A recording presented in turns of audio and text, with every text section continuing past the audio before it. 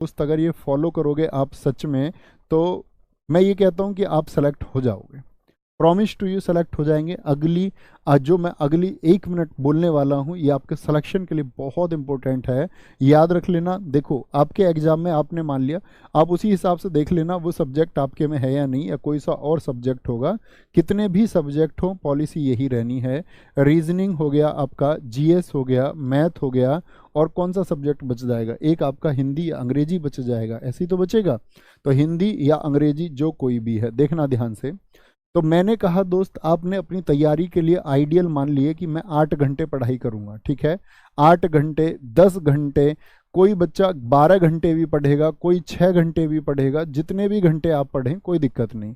बात यह है कि उतने में बात बनेगी या नहीं बनेगी, ठीक है, इतनी बात में कोई दिक्कत। अब ध्यान से देख लेना, ध्यान से देखना इस बात को कि दोस्त इतनी बात आप समझना कि जीएस के लिए अब चारों सब्जेक्ट जब बराबर आए, बच्चे क्या गलती करते हैं कि किसी बच्चे का मैथ अच्छा होता है, बोले गुरुजी मैं मैथ के क्वेश्चन बना लेता हूं, तो मैं उनसे अक्सर बात करता हूं कि मैथ आपका इतना अच्छा क्यों है। उसने बोला कि जी मैंने एक समय पर 3-3, 4-4, 5-5 घंटे मैथ को दिए हैं, ठीक है, क्योंकि रीजनिंग आसान विषय उसको बच्चे बना लेते हैं।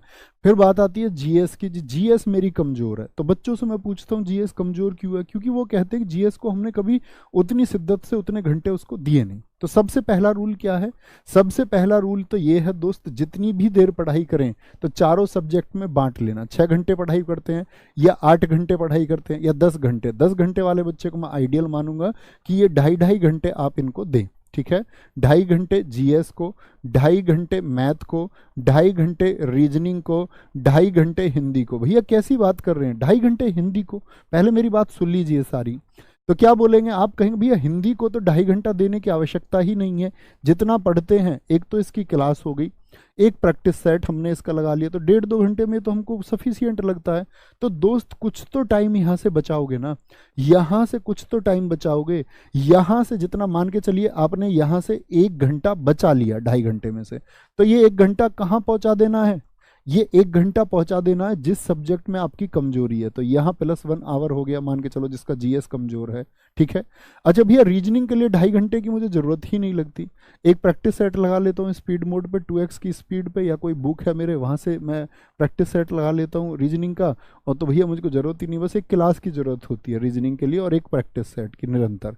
अगर मैं कहूँ इसके लिए भी आपको 1.5 घंटे यदि आप देते हैं, 1.5 से 2 घंटे, तो काफ़ी होगा। फिर बचा 1 घंटा, उसको भाई इसमें मैथ्स को दे दो या जीएस को दे दो, इस तरह से देना है, ठीक है। तो समझ गए मेरी बात को, थम्स अप करिए। हम लोग क्या करते हैं, गलती ये करते हैं कि हम लोग मैथ को पढ़ रहे हैं 4 घंटे, ठीक है, तो मैथ तो अच्छा हो ही जाएगा, ये गलत तरीका है। फिर बाकी सब्जेक्ट का रेशियो बनाइए, जो सब्जेक्ट अच्छा होता जाए, जिन लोगों का मैथ अच्छा है वो मैथ को एक प्रैक्टिस सेशन बनाते रहिए, अतिरिक्त मैथ करने की जरूरत नहीं है आपको, बुक से बना लीजिए। तो समय आपको उस सब्जेक्ट के लिए बचाइए जो आपका कमजोर है, उसको कमजोर मत रहने दीजिए, ठीक है।